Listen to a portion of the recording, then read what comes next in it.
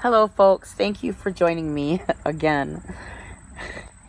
I was just thinking about the things that God has laid on my heart through the years, and I would like discussion about this. Okay. I worked in a nursing home for many years, and I knew that God had placed me there for a reason. And there were many people that I would sit and listen to. In fact, God blessed me. He put me into a retirement home where that was originally made for ministers and their wives. So I was able to help many Christians through the years, and they ministered to me, I ministered to them, and it was a beautiful thing. And He has prepared me. And there was one lady who I would visit many times, and she would tell me her story. She was a pastor's wife who came here and was asked to marry a pastor from Germany because she knew the language and she could translate. So she became a helpmate for this guy. And yet she confided in me that they never really had a true marriage where they loved each other like a husband and wife. But they did have one son. And I listened to her talk about this one son of hers who did not believe in God. It really bothered her to the very end of her life.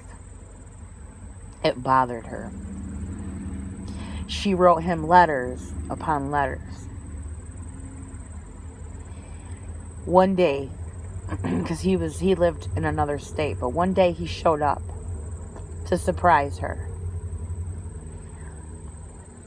When I seen the surprise happen, there was no hug, no embrace. So I don't know what was going on in that relationship.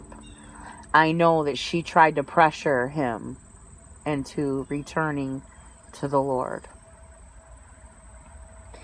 Probably upset him. Now years later, now I'm in a same kind of predicament. My sons are grown. My sons believe the narrative of this world. But God and I have sown His love into their lives. And I have prayed with them. And I worried about them when I went through my addiction. When I backslid into a pit, I worried about them because I was no longer a witness for them at that point. And I was invited by a friend of mine to her church. And then I invited another friend of mine who doesn't believe in God, or she's agnostic, I believe. And she came with me, sat next to me, and during the music, I started crying, streams of tears just rolling down my face. My friend, who's agnostic, reaches over, pats my leg to show me that she's there for me.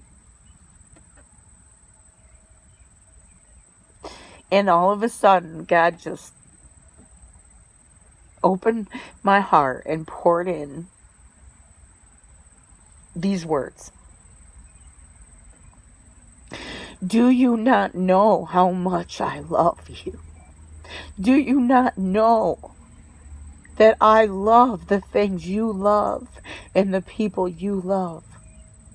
Do you not know that I am there for you?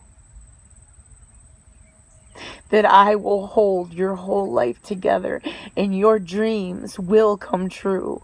The love, the desires, I placed them in your heart for the people around you, and I will deliver them as I have delivered you. That was probably 5 or 6 years ago. And I was still in my addiction.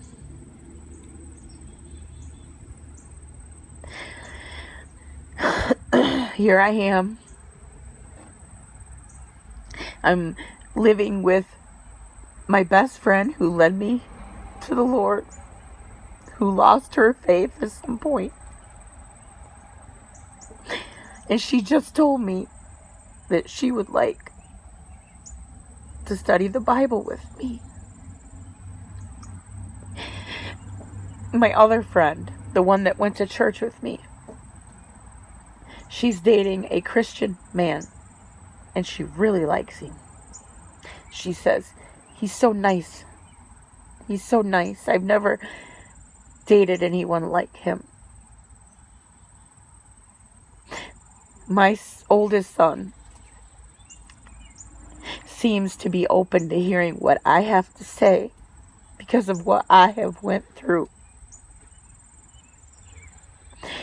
I feel, I would say this to people, I'm saying it now, God had to kill me so he could resurrect me.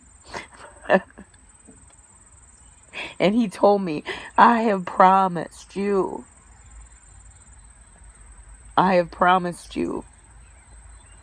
that I would save your family. And he has.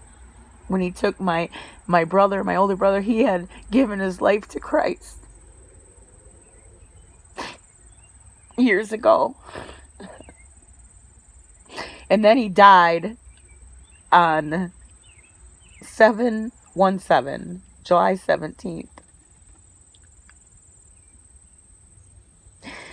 2012. When I was up north, the Lord pressed it upon my heart to look up his real birthday. I got in the internet, and it said 7/17.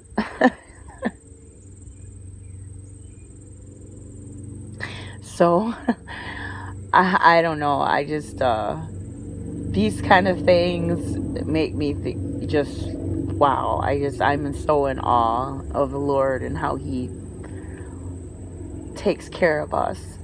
And the main message that I wanted to say here is that I know that we are hurting for the lost, especially those who are close to us. And we are praying for them fervently. But I want you to know that the Lord loves who you love. And he cares very much about that. And he wants to see victory in your life. He wants to see the smile on your face when you're with him in heaven. And all the people that you loved and you poured your life into. Because he placed those desires in your heart so that you can participate with the joy that is in heaven when one sinner repents, right? How wonderful. It is such a beautiful day in Michigan today. Look at this. This is my backyard, my friend's backyard. I am so blessed to be here. Lord has picked me up today. I was feeling pretty low just a couple hours ago. And I opened the Bible and he delivered me.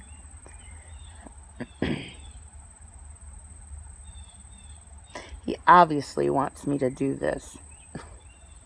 Talk to you and speak to you. Because that's what I've been doing for a while today. Thank you so much for joining me. I hope this message has encouraged you. And please, I would love to hear discussion about anything I've said that makes you feel like you want to discuss it with me. I would love to. And I want to pray for you, of course. Please leave your comments. I would love to hear them. And your prayers that you want me to pray for you, okay? Thank you so much for joining me. God bless you. Have a beautiful rest of your day.